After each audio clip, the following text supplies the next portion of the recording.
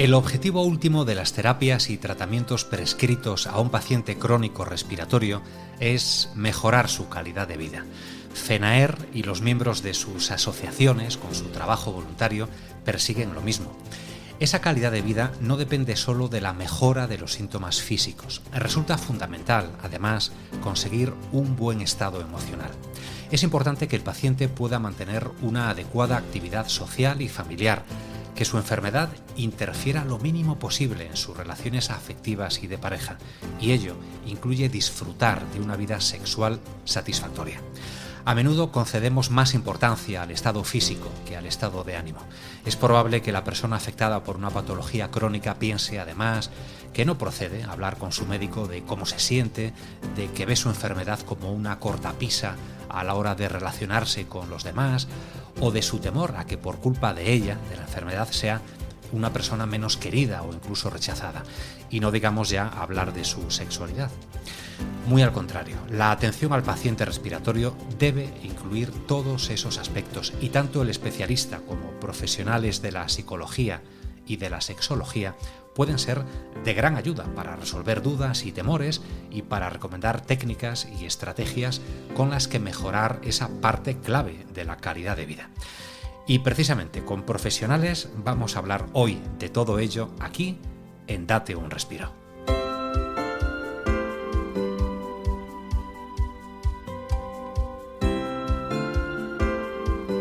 Aquí comienza Date un Respiro, el podcast de salud respiratoria de FENAER.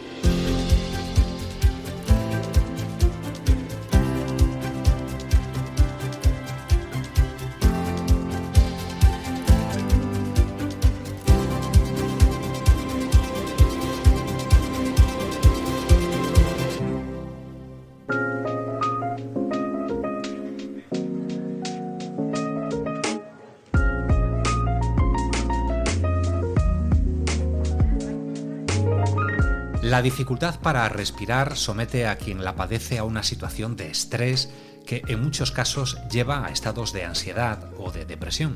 A ello se une la autopercepción del paciente como una persona con serias limitaciones o incluso dependiente para desarrollar actividades con normalidad, lo que provoca baja autoestima y, en consecuencia, problemas en sus relaciones con el entorno social y afectivo.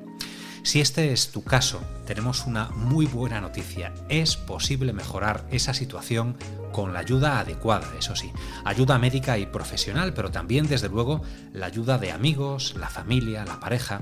Esto último es especialmente importante en lo que respecta a las relaciones sexuales. En un estudio realizado en Francia con 750 pacientes con EPOC, el 40% de ellos afirmó no tener actividad sexual. Cerca del 70% vio disminuido su apetito sexual debido a la disnea y la fatiga, y un 60% había variado la frecuencia, el ritmo o la posición en sus relaciones. En otro estudio, realizado sobre 356 pacientes norteamericanos con asma, la sexual fue la tercera actividad señalada como más limitada a causa de la enfermedad.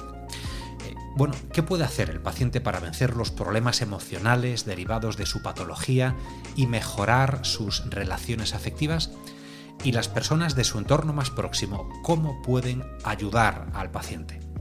María Jiménez Cortés es psicóloga sanitaria y social y colabora con la Fundación contra la Hipertensión Pulmonar en talleres y terapias de acompañamiento e intervención terapéutica individual y grupal con pacientes que sufren esta patología y también con sus familiares. Y seguro que nos da algunas respuestas clave a estas cuestiones. Hola María, encantados de tenerte con nosotros. Muchas gracias por invitarme a estar hoy aquí con vosotros y por dar visibilidad y difusión a las enfermedades crónicas respiratorias, como es la hipertensión pulmonar. María, además de los problemas físicos, las enfermedades crónicas pueden conllevar problemas psicológicos. ¿Cuáles son los sentimientos o los estados emocionales que más habitualmente se dan en personas con una patología respiratoria crónica y cómo pueden afectar a sus relaciones con el entorno, con su pareja, su familia y sus amigos? Bueno, pues una persona con una patología crónica pasa de ser él o ella en todo su esplendor a ser una persona con una serie de limitaciones que le imposibilitan relacionarse con ellos mismos y con el mundo de la misma forma que lo hacían antes. Entonces, estas personas se enfrentan directamente a la pérdida de ciertas capacidades que se ven mermadas, es decir, que antes tenían y ya no tienen. En este momento, digamos, comienza como un proceso de duelo en el que la persona se enfrenta pues, a esta pérdida de una parte de sí misma, y esto puede despertar, pues como bien dices, ciertos problemas psicológicos que por ende pues afecten directamente en sus relaciones con el entorno en general. Las emociones que pueden aparecer son muchas y muy diversas. Al final existen tantas reacciones como personas hay en este mundo, o sea que... Pero bueno, sí que es verdad que hay emociones comunes, como pueden ser la incertidumbre, la confusión, el miedo, la angustia, también la sensación de falta de control sobre su vida, la frustración, la tristeza, el enfado, la injusticia de por qué me pasa esto a mí. Estas son, digamos, emociones y sentimientos que pueden ser comunes en personas con el diagnóstico de una patología crónica respiratoria. Y bueno, la forma en la que esto afecta al entorno pues es directa. También puede aparecer la incomprensión por falta por parte de los demás. Como es una enfermedad rara y con una sintomatología en muchos casos invisible, pues esto dificulta que los demás comprendan por lo que la persona está pasando. Entonces puede surgir la incomprensión, la culpa, la vergüenza. Bueno, son muchas, no puedo decir, no puedo resumir. Ya. Y un paciente que sienta que por culpa de su enfermedad va a ser menos querido o menos apreciado, ¿qué actitud debe intentar adoptar o qué puede hacer para evitar esa percepción? Bueno, pues la realidad es que evitar esa percepción va a ser muy complicado. Imagina como el superpoder que tendríamos todos si pudiéramos evitar lo que sentimos, sería la leche. Todos elegiríamos evitar el sufrimiento y esto pues no se puede. El sufrimiento es inherente a la vida. Además, si esa sensación está ahí, está bien. Y lo más importante, nos da información. Para mí la verdadera fortaleza no está en el control racional de las emociones. Yo no puedo elegir qué siento, pero sí puedo elegir qué hacer con eso que siento. Entonces el primer paso sería un poco pues tomar conciencia de lo que estamos sintiendo, ahondar un poquito, saber qué es lo que puede haber debajo, darle su lugar y su espacio. Y sobre todo conectar a través de esa emoción, poder conectar con lo que necesitamos. A veces todo este proceso es difícil y se necesita acompañamiento de un profesional, pero bueno, aquí también es muy importante en esta pregunta que me has hecho. En todo este proceso de aprender a vivir con la enfermedad es fundamental aceptar que forma parte de nosotros y hay un trabajo súper importante en la reconstrucción de uno mismo, en el reconocerse en alguien diferente a quien era antes de tener este diagnóstico. Entonces, es muy importante el entender y el interiorizar que este diagnóstico no significa que sea una enferma, significa que, o sea, la enfermedad no es mi carta de presentación ante el mundo. La persona es mucho más que eso. Por supuesto. María, colaboras con la Fundación contra la Hipertensión Pulmonar a través del apoyo psicológico a los pacientes. ¿Qué técnicas o terapias utiliza un profesional como tú para elevar la autoestima del paciente y lograr en él una actitud positiva que le facilite sus relaciones? Sí que es verdad que una enfermedad crónica puede disminuir la autoestima porque afecta directamente a la identidad y en ocasiones al autoconcepto. Y esto pues, puede reducir la sensación de control sobre la vida, como decíamos antes, y de seguridad, y aumentar el sentimiento de incapacidad y de vulnerabilidad, sobre todo. Yo, o sea, esto es en función del profesional, de su enfoque. Yo suelo trabajarla a través de la autocrítica. La autocrítica, digamos que es como una vocecita interna que todos tenemos dentro, todos, y que tiende a ser como un poquito dura y machacona, es como un juez. es el cómo nos hablamos y cómo nos tratamos a nosotros mismos. Entonces, bueno, esta voz tiene muchísimo que ver con la mirada que hemos recibido y las valoraciones que hemos recibido desde pequeñitos de los demás y cómo ha influido esto en cómo me he construido yo como persona. Luego, la clave del trabajo con la autocrítica es que la persona va desarrollando una voz un poquito más amable y más autocompasiva consigo misma. También en personas con este tipo de diagnóstico se trabaja mucho la autoestima a través de el ver cuánto se acerca mi realidad a mis ideales. Si no se hace un proceso de duelo adecuado, como decíamos antes, viviremos más en el pasado, en lo que fui y ya no soy, y en el presente, o sea, y que en el presente lo que a día de hoy soy, o sea, es muy complicado, se mezclan muchas cosas. Entonces, si mi ideal es súper elevado, todo el rato me voy a frustrar por no conseguir objetivos que quizás pues, son muy complicados. Entonces, ¿mis ideales son demasiado exigentes? Esta es una pregunta bastante clave. Aquí viene, pues está totalmente relacionado con lo que hemos dicho antes de la autocrítica, el cómo nos hablamos, cómo nos tratamos a nosotros mismos, si somos amables o no. Entonces, pues bueno, como conclusión, todo esto podría trabajarse desde la aceptación, la autocompasión, el autocuidado también, y esto influirá directamente en el resultado con nuestras relaciones del entorno. O sea, irá de la mano y si nosotros estamos mejor por dentro, pues las relaciones con nuestro entorno, por supuesto, se verán favorecidas. ¿Y la pareja o los familiares, qué deben tener en cuenta y cuál es la mejor forma de actuar en su relación con el paciente? Mm. Es muy difícil también su lugar aquí.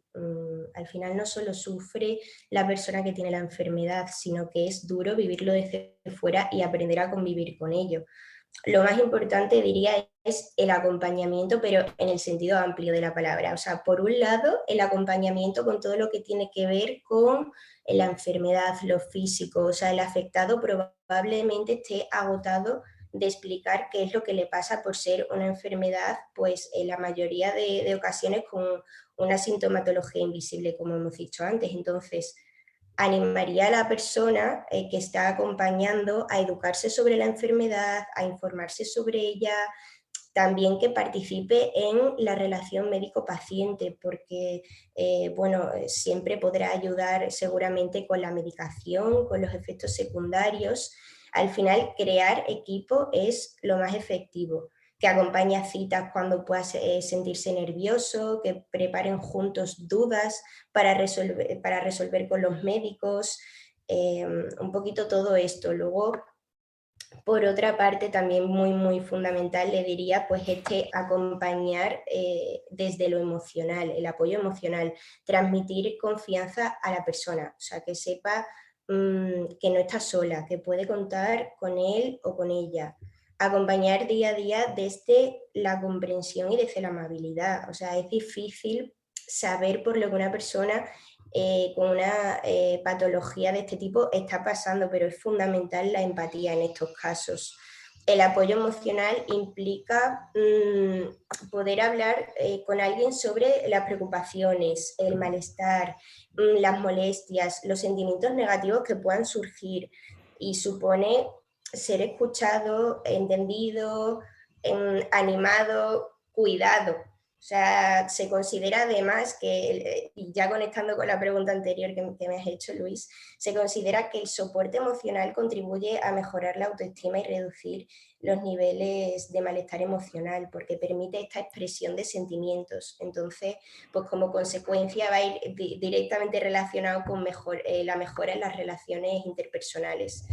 Pero bueno, lo más importante que le diría es el propio autocuidado, que hay veces que nos olvidamos de eso y no podemos cuidar si no nos cuidamos. Escuchar las propias emociones y atender a las propias necesidades, y también poner nuestros propios límites y respetar los espacios de descanso necesarios para cuidar nuestro bienestar emocional. O sea, dice mucho de una persona que quiera acompañar a otra persona en su proceso y en su enfermedad, dice muchísimo de ella, pero sí le diría que no se olvide de él o de ella porque él también tiene derecho a sufrir y él también tiene derecho a estar mal y a tener dificultades y que se le haga un poco de bola. Entonces, pues me sale transmitir el mensaje de pide ayuda si tú también lo necesitas, porque tienes el mismo derecho y estás en las mismas condiciones.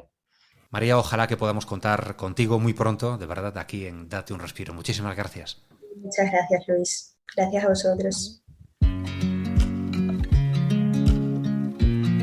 Estás escuchando Date un Respiro, el podcast de salud respiratoria de FENAER.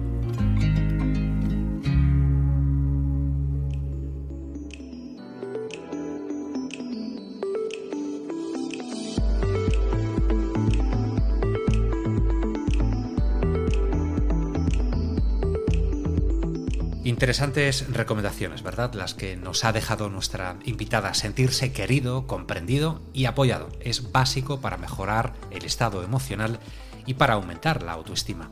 Pero también la sexualidad es importante para lograr ese objetivo y para disfrutar de una buena calidad de vida. Afectividad y sexualidad están muy conectadas. Pese a que muchos pacientes renuncian a su vida sexual porque su enfermedad les impide disfrutarla de un modo satisfactorio, no parece que esa sea la única, ni mucho menos la mejor opción. Para comprender cuáles son las disfunciones sexuales que puede conllevar una patología respiratoria crónica y cómo se solucionan, saludamos ahora a la doctora Begoña Artola Irazábal. Es médico especialista en medicina familiar y comunitaria en el Servicio Madrileño de Salud y sexóloga con una gran experiencia en este campo. Gracias por acudir a nuestra cita, Begoña, bienvenida. Gracias, Luis, gracias por invitarme a esta conversación contigo.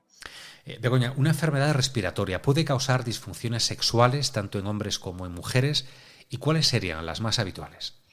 Bueno, pues una enfermedad respiratoria, como otras muchas enfermedades, puede provocar disfunción sexual por varias razones.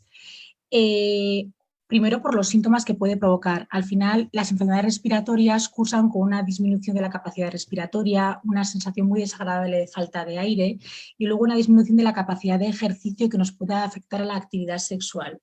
Por otro lado, con enfermedades como por ejemplo la EPOC, por su mecanismo de actuación lo que puede provocar es una disminución de oxígeno en la sangre y esto provocar alteraciones hormonales que pueden llevar a una feminización de las personas y por otro lado esa falta de oxígeno en la sangre puede afectar al funcionamiento del cuerpo. ¿De qué forma? Pues al final afecta a unos enzimas que pueden afectar a la disfunción sexual, por ejemplo en los varones, no provocando una buena vasodilatación de los órganos sexuales o evitando esa relajación también para que se puedan llenar los órganos sexuales de sangre, ¿no?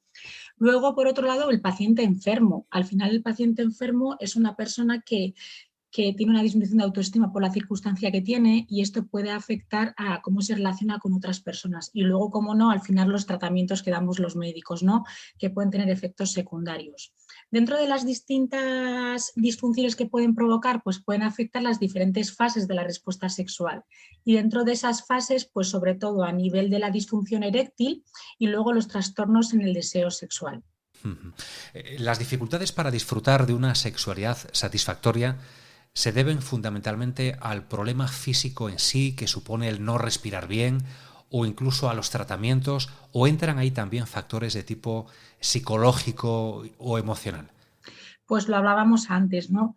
Al final, el paciente que tiene esa disminución de la capacidad respiratoria es un paciente que cuando empieza a tener esa actividad sexual, ese ejercicio, pues puede empezar a tener un aumento de la frecuencia respiratoria, un aumento de la frecuencia cardíaca y en este caso, por esa falta de capacidad, sentirse pues mucho más afectado que personas que no lo tienen, ¿no? Y esa afectación, esa agitación le puede hacer sentir incómodo, incluso pensar que algo malo le puede pasar por esa agitación que tiene. Por otro lado, pues los tratamientos que toman. Al final, los tratamientos que damos a los pacientes respiratorios, pues por un lado pueden provocar temblor, un poquito de nerviosismo, taquicardia y luego, por ejemplo, pues los corticoides que damos a los pacientes respiratorios pues pueden provocar retención de líquidos, pueden cambiar un poquito el aspecto de las personas con cara de luna llena y eso también puede afectar a la autoestima del paciente, ¿no? Y por último, como antes hablábamos, lo importante de los factores psicológicos de los pacientes. Al final los pacientes enfermos pues, hacen un duelo de pérdida de salud y dentro de esa adaptación pues, pueden tener trastornos del ánimo, tristeza y claro, pues cuando uno está triste puede tener una disminución a nivel del interés sexual, ¿no? Me gustaría saber, Begoña, si tienen solución esas disfunciones o problemas que puedan tener los pacientes respiratorios a la hora de mantener relaciones sexuales. También si es un tema que se aborde normalmente en las consultas con el médico y qué tipo de ayuda profesional puede haber. Bueno, antes de nada, creo que tenemos que hablar un poquito de las expectativas que tienen los pacientes en cuanto a la solución de problemas, ¿no? Hablamos de las relaciones sexuales y todo el mundo sabemos que conforme vamos cumpliendo años, nuestra capacidad puede ir cambiando o incluso disminuyendo. Nos tenemos que ir adaptando a las diferentes cosas que nos van pasando. Entonces, primero nos tenemos que sentar con el paciente y ver un poquito esas expectativas que tienen y si son reales, ¿no? Si eso se puede conseguir. Bien sabemos que al final dentro de las enfermedades respiratorias no el que más enfermo está es el que menos satisfecho está sexualmente, eso no tiene nada que ver, ¿no? Entonces vemos que hay gente que se adapta fácilmente a las diferentes circunstancias que tiene y hay personas que les cuesta un poquito más pues porque quieren ser como antes, ¿no? Entonces yo creo que hay que ver un poquito sobre qué planteamos las cosas. Luego antes hemos hablado, al final las disfunciones sexuales tienen un origen multifactorial y dentro de una misma persona puede haber diferentes factores. Por ejemplo, para darte un ejemplo, puede ser que tenga una disminución de la capacidad respiratoria y se siente más agitado y le cueste más. Y por otro lado, pues el hecho de estar enfermo y esa falta de interés pues, afecta a su capacidad de relación con otras personas. Entonces, también las relaciones de pareja se pueden afectar en ese sentido. Luego, por otro lado, ¿cómo podemos solucionar? Pues bueno, los médicos tenemos mucha capacidad, tenemos capacidad de cambiar tratamientos que tiene el paciente si esos tratamientos pueden provocar disfunción sexual. Podemos añadir más tratamientos, podemos añadir tratamientos a nivel para mejorar el ánimo de los pacientes o podemos añadir también tratamientos que modifiquen eso que hemos comentado antes, ¿no? Que modifiquen esa afectación a nivel, por ejemplo, de la erección. Luego podemos ayudar a los pacientes con terapia sexual. Al final sí que es cierto que es una cosa muy específica a nivel del acto médico, que no todo el mundo tiene esa formación, pero al paciente se le pueden poner fármacos y luego también se le puede ayudar dando consejos o mandando ejercicios, ¿no? ¿Y el paciente y su pareja qué pueden poner de su parte para mejorar su sexualidad, Begoña? Bueno, pues antes de nada, pues importantísimo que el paciente conozca su enfermedad, ¿no? Al final, que conozca los síntomas que tiene, cuándo la enfermedad ha empeorado para que pueda venir a consultarnos y cómo él puede ir, pues, modificando el tratamiento también para esos momentos que puede necesitar más, ¿no? Entonces, antes de nada, pues ese conocimiento de la enfermedad al paciente le va a hacer también tener la capacidad de optimizar su tratamiento y tener menos síntomas. Por otro lado, tener adhesión hacia el tratamiento. Al final, siendo un enfermo crónico, pues es muy difícil mantener un tratamiento adecuado durante mucho tiempo porque los pacientes se pueden cansar, ¿no? Por otro lado, un seguimiento adecuado. Pues si nosotros somos capaces de ver al paciente asiduamente en la consulta, aparte de que la relación médico-paciente que podemos conseguir, pues el paciente será capaz de contarnos cuándo se encuentra peor y también contarnos otras cosas que no están tan relacionadas con la propia enfermedad, como por ejemplo los efectos secundarios que puede tener el paciente en la esfera sexual por el tratamiento que toma, ¿no? Por otro lado, los hábitos de vida. Los médicos siempre insistimos mucho en estas cosas, pero los hábitos de vida saludables son muy importantes.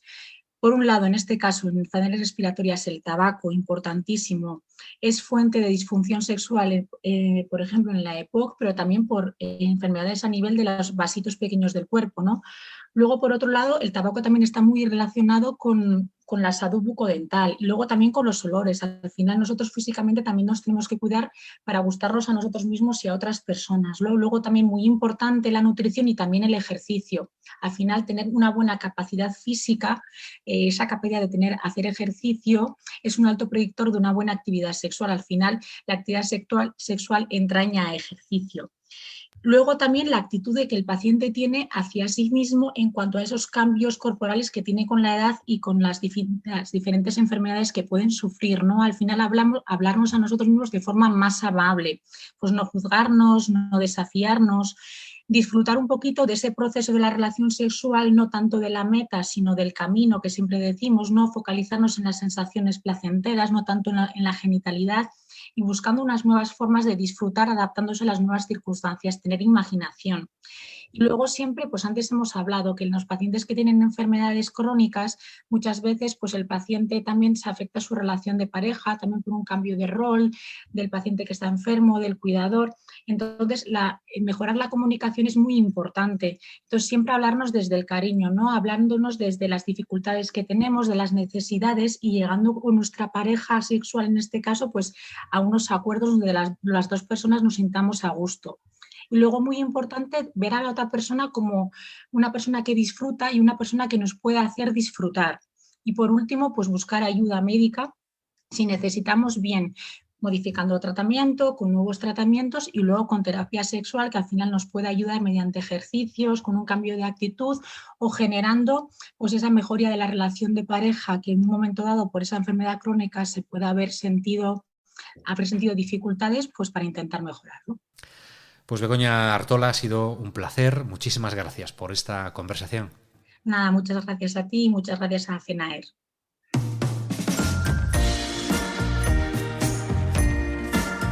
Estás escuchando Date un respiro.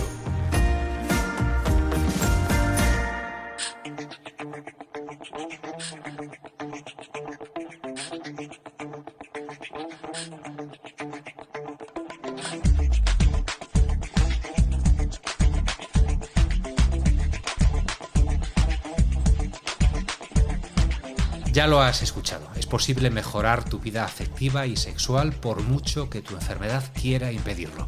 Depende en gran parte de ti, de tu pareja, de tu familia, de tus amigos. Habla con todos ellos, habla con tu médico y ponte en manos de profesionales expertos. Entre todos te van a ayudar a conseguir mejorar tu calidad de vida en esos aspectos tan importantes. Esperamos que este episodio te haya ayudado a lograr ese objetivo. Queremos agradecer, por cierto, la colaboración para ello de Chiesi, Pfizer y GSK, sin cuya implicación en las actividades de divulgación sobre salud respiratoria no hubiéramos podido ofrecerte este podcast. Llega el momento de la despedida, que esta vez será hasta dentro de unas semanas, porque nuestro Date un respiro se da un respiro. Rematamos esta primera temporada para volver solo dentro de un mes con energías renovadas. No nos olvides, en el campo, en la playa, mientras paseas en una terraza, cualquier momento es bueno para repasar este podcast y escuchar de nuevo algún episodio que te haya interesado especialmente o los que no has tenido tiempo todavía de escuchar. Pronto regresamos. Miguel Ángel Rodríguez de los Santos en la realización, Olga González y Martiño Suárez en la producción y en el guión, Elena Goyanes en la coordinación y Luis Fraga en el micrófono. Y Gracia también va a descansar, pero antes nos arranca una sonrisa. Con ella te dejo. Hasta pronto. Adiós.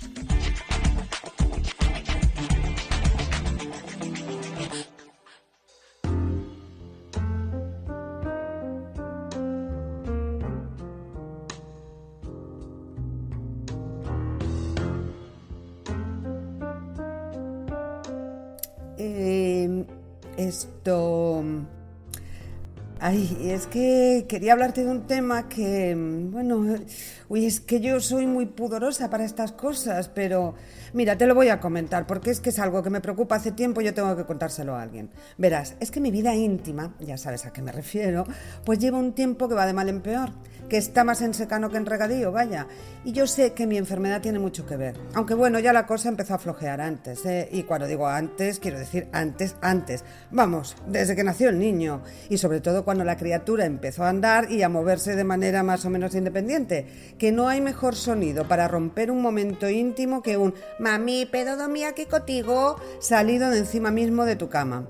Pero a pesar de todo, pues nos íbamos defendiendo hasta que empezó lo mío. Al principio eran mis miedos, mis precauciones, mis molestias, porque claro, según cómo, pues yo me ahogaba. Y él decía, eso es la pasión.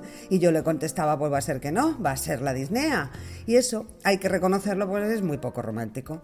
Después fueron sus miedos, sus precauciones, mis molestias, y ese enfriamiento en la relación, pues a mí me hace sentir menos querida. que es lo peor. Por mucho que él me repita que me quiere mucho, como la trucha al trucho, que oye, la primera vez hasta me hizo gracia, pero después de repetírmelo N veces, pues ya no. He llegado a pensar que ya no le gusto, que no le apetece acercarse, que mi enfermedad se ha interpuesto entre los dos. Madre del amor hermoso, menuda frasecita de telenovela turca te acabo de soltar. El caso es que a mí no me vale con un aquí te pillo, aquí te mato. Yo necesito un cariño previo, unos mimos, unos preliminares. Pero es que para él un buen preliminar es verse un partido de fútbol. Y así no hay forma. Y mira que he intentado cosas para reavivar la chispa, ¿eh? Un día, por ejemplo, me compré una lencería preciosa. Mira, cuando me vio con aquello puesto, abrió los ojos como platos y soltó: «Nena, ¿y eso cuánto te ha costado?». Otra noche, pues le esperé con una cena especial, la mesa toda elegante, velitas, la habitación a oscuras, y al llegar se pensó que otra vez había ido la luz y empezó a bramar contra la compañía eléctrica con lo que nos cobran, decía él, otro cortarrollos. Bueno, y la última. Le digo hace poco: «Mira, que hoy el niño duerme en casa de tu hermana, estamos solos, podríamos aprovechar para hacer algo especial y pasar una noche fabulosa los dos juntitos». Y me dice entusiasmado: «Estupendo, va a ser una noche inolvidable». Y era porque se jugaba la final de la Eurocopa, otro tiro a poste. En fin, que mira, ¿sabes qué? Gracias por escuchar mi desahogo, pero yo creo que esto lo tengo que hablar con un profesional. Primero se lo diré a mi médico y a lo mejor él me puede recomendar a un psicólogo o a un sexólogo, y voy a intentar que mi marido venga conmigo, que esto es cosa de dos, a ver si puedo encajar la cita entre las Olimpiadas y el principio de la Liga, que es que me tienen a este hombre muy ocupado.